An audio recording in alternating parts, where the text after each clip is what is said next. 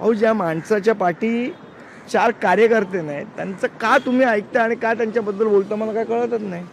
ते म्हणतात राज ठाकरेंच्या गुंडांना कोणी घाबरलं अरे पण कोण बोलतंय काय बोलतंय त्याला पण महत्व असतं त्यांनी ना. ना साहेब आपल्याला एका विषयामध्ये समर्थन दिलं. ज्या प्रकारे आपण SRA चा विषय मांडला, ज्या प्रकारे आंदोलन केलं, ते म्हणतात त्या आंदोलनाला आम्ही समर्थन करू. मी त्यांच्याबरोबर त्या अहो प्रश्न तो नाहीये. प्रश्न असा आहे की आमचा मुद्दा काय तो त्यांना समजलाय का की नाही समजलाय.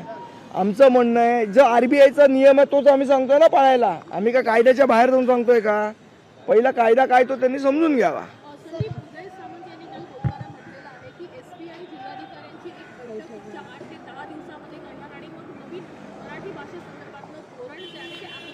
आज आम्ही त्यांना म्हणजे त्यांच्याशी जेव्हा राजसाहेबांची भेट झाली त्यावेळेलाही या विषयावर चर्चा घेतलं त्यांना की मराठी भाषेचा वापर बँकांमध्ये आणि सगळीकडे झाला पाहिजे. आम्ही नाही सांगत. RBIचं 2014चं परिपत्रक आहे. ते परिपत्रक सुद्धा त्यांच्याकडे दिलेलं आहे. आणि मला तर वाटतं जर कायदा बँका पाळत नसेल तर शिक्षा आम्हाला करणार का बँकांना करणार. पण त्याबद्दल मुख्यमंत्र्यांना काही संघटनांनी पत्र दिले. ते म्हणतात की आम्हाला संरक्षण द्या. मंत्रीचे अरे तुम्ही मराठी बोला तुम्हाला आम्ही संरक्षण देऊ.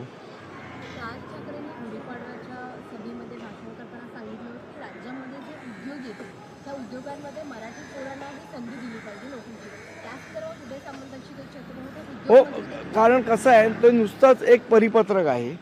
80% मुलांना रोजगार मिळाला त्याच्या संदर्भातला कायदा झाला पाहिजे ही आमची मागणी आहे आणि ते आम्ही त्यांना सांगितलेलं आहे. काळ कन्नड रक्षक यांनी ट्विट केलं. त्यांचं तुम्ही अभिनंदन केलेलं आहे की ज्या पद्धतीने तुम्ही मोहीम हाती घेतलेली आहे त्याचं त्यांनी कौतुक केलेलं आहे. त्याबद्दल तुम्ही काय सांगाल. कन्नडमध्ये पण असा वाद जो आहे तो वारंवार होतो त्यांचं नाही. मुळात विषय काय तुम्ही नीट समजून घ्या. महाराष्ट्राच्या बँकांमध्ये किंवा इतर आस्थापनांमध्ये हे ज्यांना मराठी भाषा येत नाही हे लोक कसे शिरतात. तर यांची जी सिलेक्शन होते ते तिकडे होते. आमचं म्हणणं इकडच्या ज्या वेकन्सीज आहेत त्या तिकडे भरताना तुम्ही इथल्या राज्यातलेच लोक भरले पाहिजेत. बाहेरच्या राज्यातले लोक आणून इथे भरू नका. किंवा इथली जी वेकन्सीज आहेत इथली परीक्षा इथे घ्या तिथली परीक्षा तिथे घ्या.